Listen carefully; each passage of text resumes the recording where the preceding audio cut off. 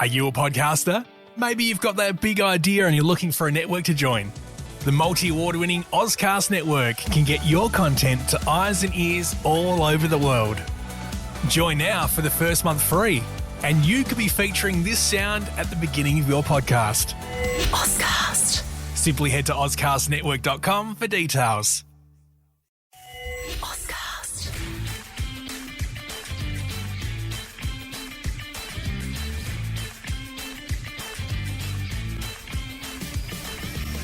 Well, Drew Jones, Nest family, great to be with you. A lot's changed in the world for me personally. I'm a dad now, but not much has changed in the world of the West Coast Eagles, Drewy. Still a donut for season 2025. Still abysmal, unfortunately. Nothing has changed since you checked out from the rest of the world a short time ago. How are you feeling? How's it all going with little Noah?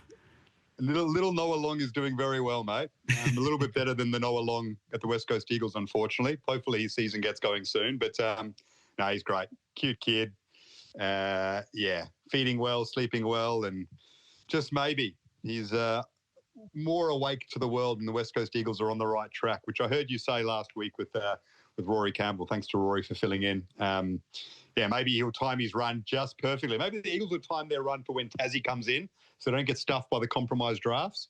And my little man Noah will be ready for the Eagles to get back to winning ways when he's ready to learn what footy is all about. So it's been a funny few weeks. Like almost beat the Bombers, and then a couple of quarters against Hawthorn and Melbourne just cost us, Drewy. Like our overall game, I feel, is getting a lot better. Ball movement, defensively. But we've got that one massive problem, which is the biggest problem you can have in footy, and that is the midfield and actually winning the friggin' pill. And we are still pathetic at it, and it's costing us every single week. Yeah, I was thinking about what I was going to say to you about West Coast and the impressions over the last few weeks. Through most of the season, I haven't had a huge issue with the game style that we're trying to play. I haven't had a huge issue with the effort that the players have put in. The skill execution has been poor, and I think probably the execution of the game plan could clearly be better. But everything to do with our midfield is absolutely disastrous at the moment. The way that we're getting beaten in clearance, in contested ball, and just our midfield craft just isn't working. And pretty much every team has a good midfield, but we don't. We can't even break even with most of the teams around the competition. So that I just feel like that is just such a huge impediment on everything that we're trying to do. It's stopping us from being competitive for long periods during games, and it's stopping us it's preventing us from having a chance to actually win games. The fact that we were relatively competitive against Essendon is probably a reflection on, apart from Zach Merritt, they don't have a hugely dominant midfield, and obviously they lost Draper in the ruck, but yeah, it's just such a huge issue for us right now, and it's getting to a point now where it's like, so why can't we fix this? Like, what's going on? Like, surely we need to be spending a huge amount of time, both players and coaching staff, on trying to right the ship from this perspective. So this is the frustrating part, right? And everything you said spot on. Like against Melbourne, our overall game I thought was pretty good, but the reason why we have a blowout quarter is because it's so hard to stay with a team over 4 quarters when you're getting beaten for clearances so easily. Eventually, it's just too hard to withstand, and something breaks down, and happened in the third quarter against the D's. You can actually understand it. The players, eventually it becomes too much. But the reason why I find it so frustrating is there seems to be a solution there, and the selections in the midfield, and in particular at centre bounce and stoppage, are mystifying. Now, I'll apply this caveat to Andrew McWalter and the coaching staff, is that maybe there is this overarching plan. Maybe they've sat down with John Worsfold and gone, there's going to be some short-term pain, but we're going to prepare and build this midfield for the future. And so we're going to rotate players in and then rotate players out and give other players exposure, and we're better in the long run. Now, that may have happened. And if it does, we'll just have to cop it for now and be patient. But it seems hard to understand on surface value week to week right now when it comes to trying to win games, especially when you have players like Jake Waterman coming out saying, this is hurting my soul. losing every week. When you have players like Brady Hoff stepping away from interviews that aren't even on camera because you just can't speak about it anymore because it's hurting so much. So Jack Hutchison plays 75% plus in the midfield 2 weeks in a row and does really well. Tags Zach Merritt out of the game, is good against Hawthorn. For me, the perfect matchup for Petrarca, does not attempt one centre bounce. Tommy Gross has 2 really good weeks, 75% plus centre bounce. Looks like the absolute find. Hasn't played since. Sub once. Doesn't really count. Liam Baker and Jack Graham are our 2 best ball winners at the moment, without a shadow of a doubt. They are barely at a stoppage or centre bounce. I don't understand that when we're trying to win a game. Why not put both of them in there, like we said, for numerous weeks, and rotate those youngsters around them? Harley, Hutch, Ross, Hewitt, Hoff. Put Kelly at half forward. All right, Tim, you said you've fallen out of love with the game. Don't worry about playing midfield anymore, mate. It's not working for any of us. You play half forward and enjoy yourself. Still have to work hard. But that is the blueprint, especially without Elliot Yeo. And it seems so obvious, and it still seems you can develop your youngsters, and it will help us win games, and it's not being done. And I can't fathom it. Well, I just can't understand how Kelly can play in the midfield for 4 quarters and have 14 disposals. I watched a bit of the replay this morning. The goal that wins the kicks in the third quarter from outside 50, attacking the man, is appalling. And I'm not the biggest Tim Kelly smasher out there, but he could step forward 5 metres and put pressure on, and he just does not bother. Yeah, I mean, I thought when he came back against Essendon, he was good. And I was glad that he was back. And I think they probably had to change things after the Carlton performance. So you talk about how Tom Gross was really promising for a couple of weeks.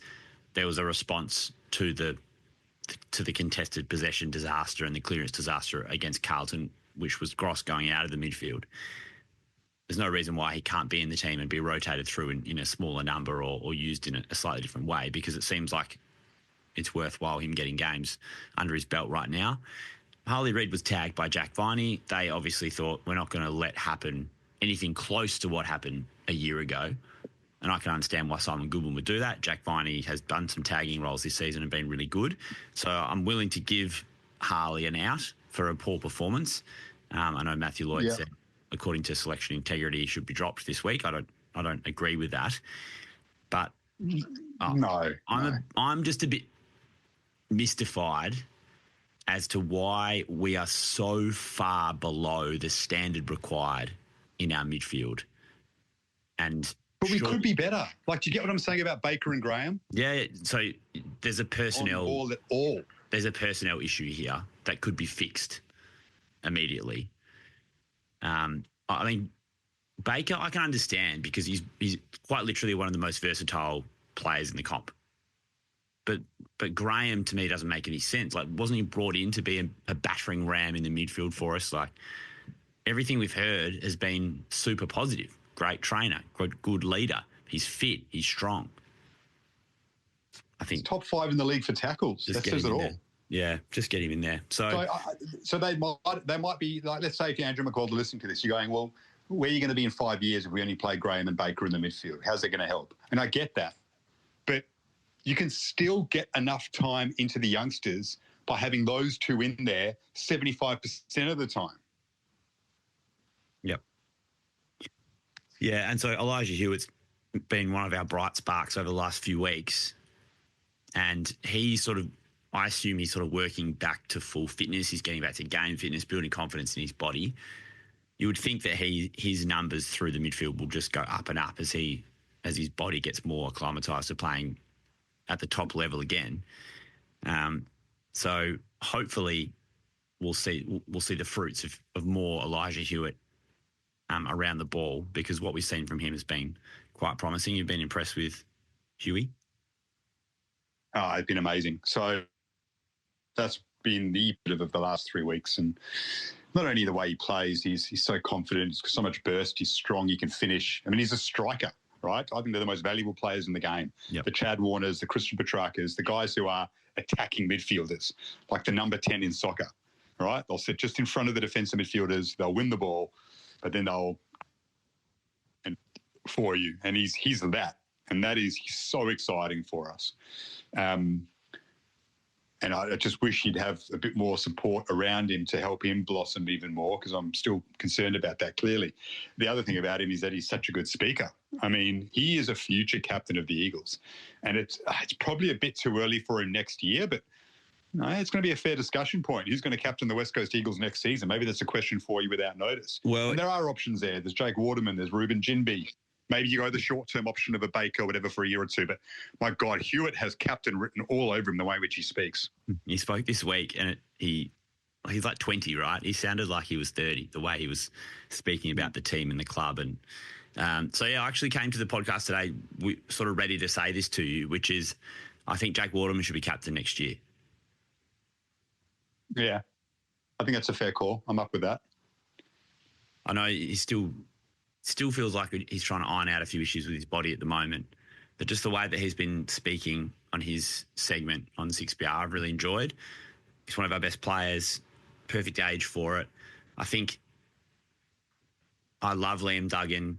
I think maybe it might be good for him to relieve him of the co-captaincy, and obviously Oscar is gone. So I think Waterman makes sense. McGovern, I wouldn't have a problem with McGovern being captain. It's just that I think it's probably a bit too late for Jez.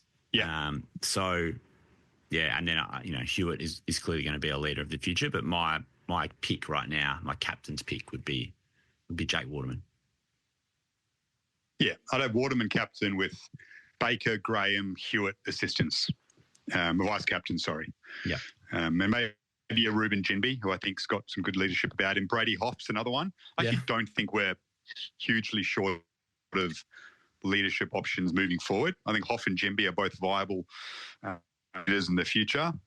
So maybe you have a couple of the kids with Baker and Graham as assistants, one of those bigger leadership groups, and Jake as captain. Yeah, I mean, Duggo's just out of form.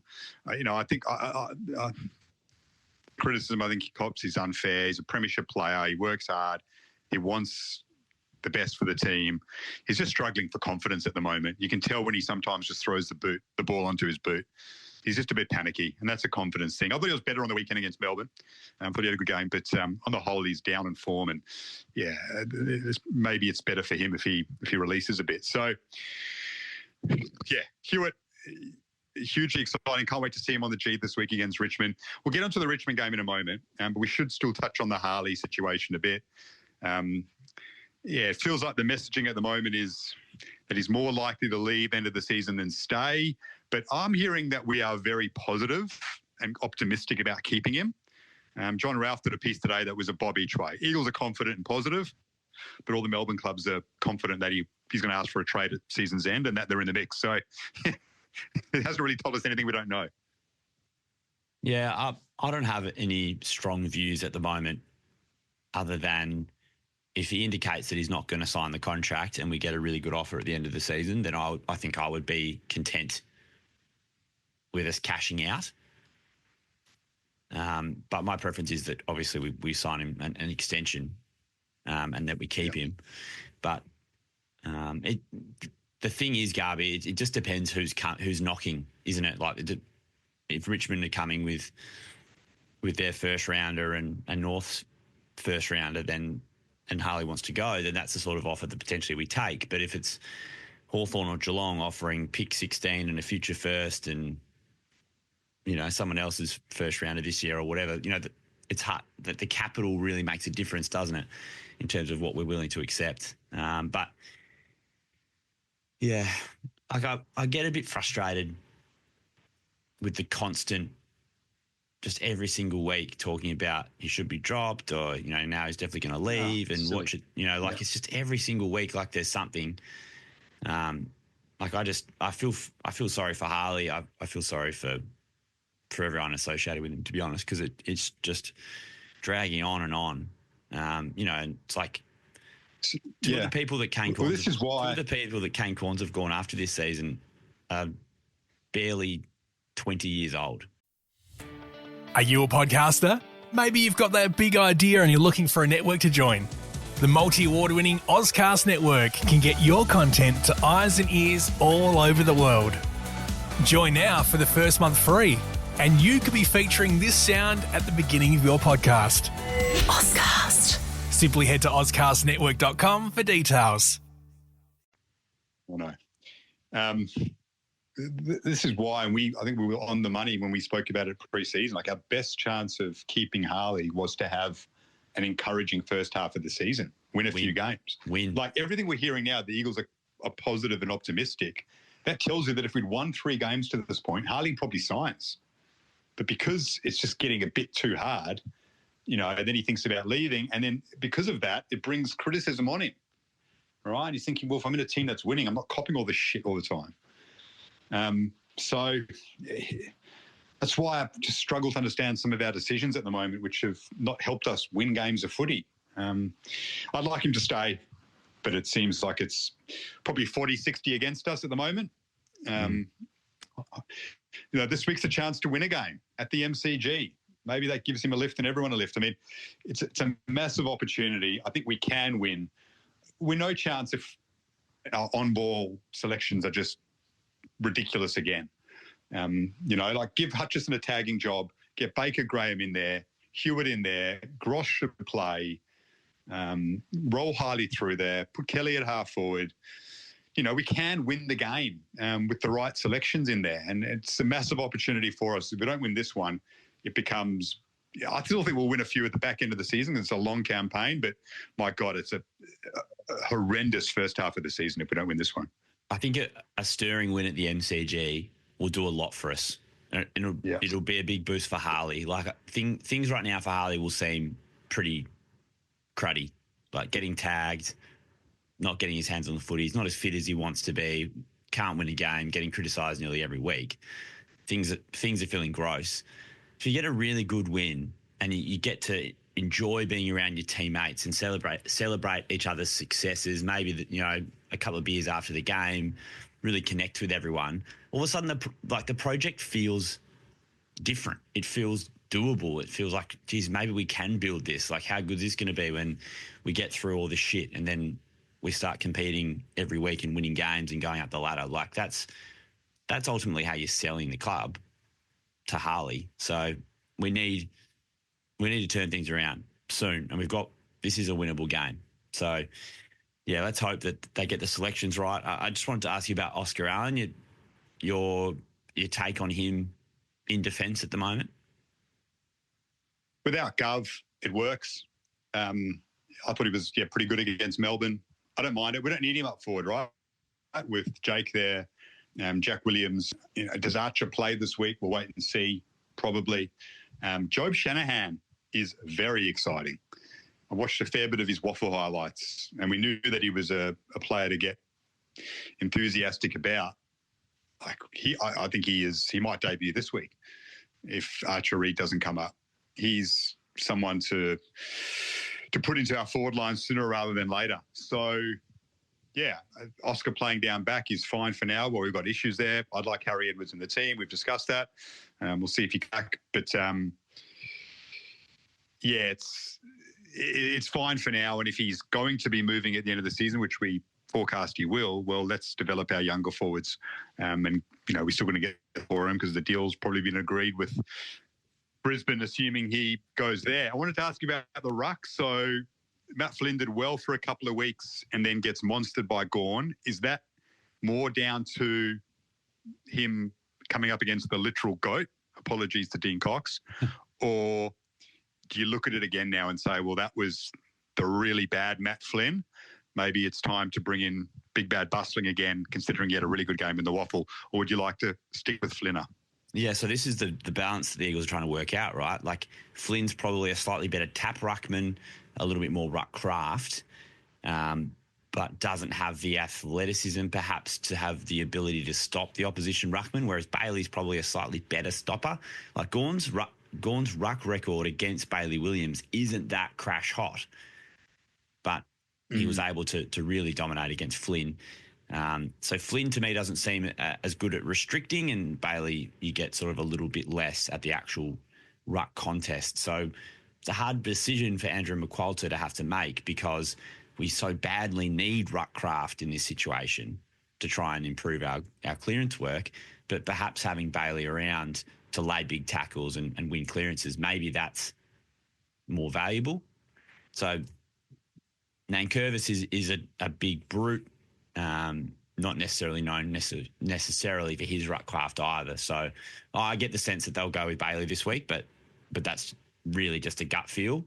But it's, Flynn's been good at times, but he just hasn't quite absolutely grabbed the role. He was quite good against Essendon. I think someone mentioned it was our highest rated ruck performance since a Nat Nui game, quite a few years ago.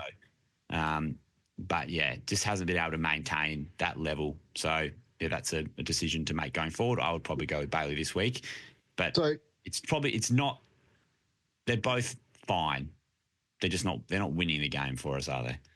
No. So if Archer Reid misses this week with an ankle or has a little break, okay. So you're saying Joe Bin, but why not Bailey Williams forward ruck, and then you're giving Flynn a bit of a breather at times, and Bailey goes in there and goes boom crash opera on Nankervis a bit for 10-minute spells a quarter, and then you're all of a sudden going, well, let's be honest, right? We haven't got an A grade ruckman. We've got a couple of C graders, or a B minus and a C grader. We've got a shit midfield.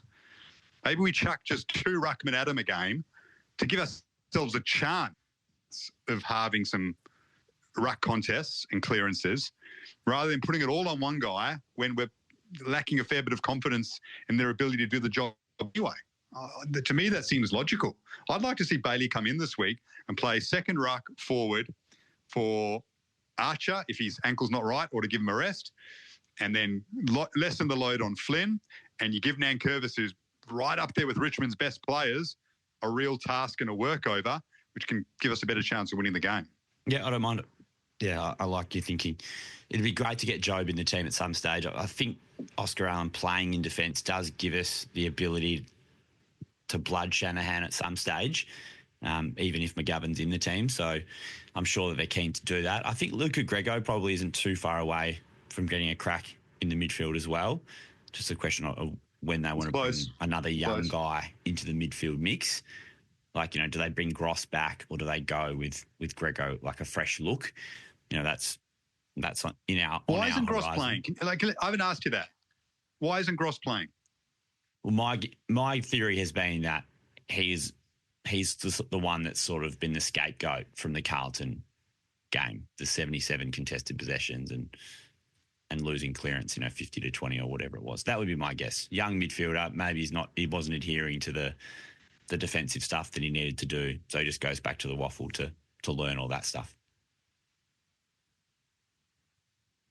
I thought he was the one positive light in that game, but anyway, maybe there's some things I'm missing. I think his attack on the ball and the energy, like he's got a bit of bite and he's got juice, which I really liked. I'm theorising for the reasons why he's not playing. I mean, no one's asked McQualter at a press conference, why isn't Tom Gross playing? Yeah. Yeah, someone needs to. Hard for us to answer those questions.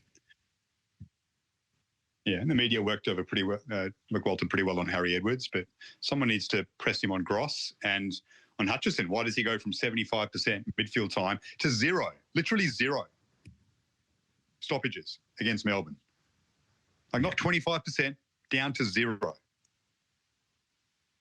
Yeah, well, I think it doesn't seem like he had a defined role against anyone really dangerous either. Yeah, I think we've got a chance this week. I don't think Richmond's midfield is particularly strong. I like Taranto, but he's an accumulator. He's a worker. Yeah. I don't think Hopper's he's good, but he's not setting the world alight. I think like Thompson Dow's been in there a bit. Like he's a worker. I think there's a chance there for us to do something. I think we've got the rest of our game in decent enough order to be competitive if we can at least halve the midfield battle. I think we're a chance. Yeah. No, I'm excited by it. I mean, we can win this, then, we've got St Kilda at home next week. You never know, that's winnable. And then we've got Richmond at home and North Melbourne to come at the back end of the season. We, potentially get up to 5 wins and get off the bottom of the ladder. But it's got to start. We lose this, it becomes an uphill battle. And yes, number 1 draft pick and all that would be good. But I just want us to win games for guys that are hurting a lot, and for our fans who are desperate for a win. It's all well and good preparing for the future, but you've got to actually win some games of footy. And I'm sure Mitty wants to badly. He wants his first win too. So let's hope it comes this week, Drewy. Yeah. So, Garby, I wanted to wait till we were actually on the podcast to talk about this to tell you. So 2044 draft, that's what Noah's looking at, roughly. So yeah. Let's say if he's anything like his old man, I can't see him backing back into a contest anytime soon. That's okay. He doesn't have to back into a contest. He can be elite in other areas. So let's say Noah is going to be, a West Coast first round selection, 2044. There'll be a young Jones also available in that draft. Really? Yeah. Wow, talk about burying the lead. Well, I was going to start with it, but then you pivoted really quickly into talking West Coast, so I thought I'll leave it to the end. Oh, I had no idea.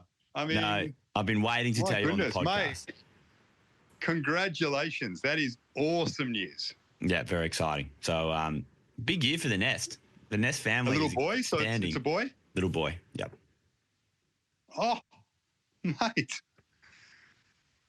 Well, little Noah Long and little Rowan host the podcast in the future.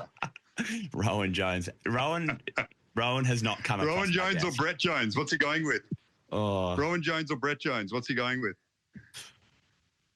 I mean, I think I prefer the name Rowan. Who was a better footballer? They were both hard workers. They weren't like high talent guys, were they? No, both premiership players though. Yeah, that's right. But both played their role. Yeah, mate, that's fantastic news. Well done to you and your partner Izzy. That's great. Very exciting. All right, I think let's wrap it up here on a good note. Wins. Talk about leaving the best till last. Congrats, mate. Let's hope the Eagles have a win to, not my little Noah's first win, and all great news. Yeah. All right, mate. Thanks for that. Chat soon. Love it. Well done, mate. Cheers.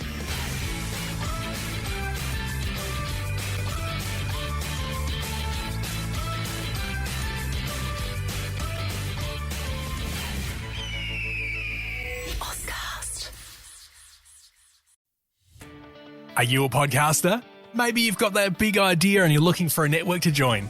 The multi-award-winning Ozcast network can get your content to eyes and ears all over the world. Join now for the first month free, and you could be featuring this sound at the beginning of your podcast. Ozcast. Simply head to ozcastnetwork.com for details.